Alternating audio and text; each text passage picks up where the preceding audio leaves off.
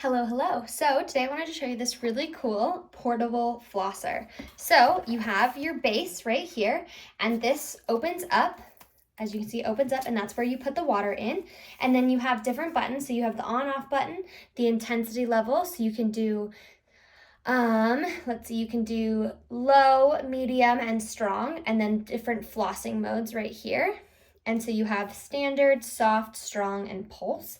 So super, super cool. And one of the best things about this is it is super portable. So it comes with this amazing waterproof carrying case that everything fits in.